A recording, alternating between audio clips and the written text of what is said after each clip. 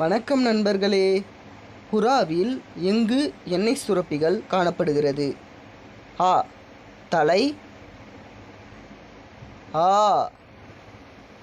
கழுத்து, இ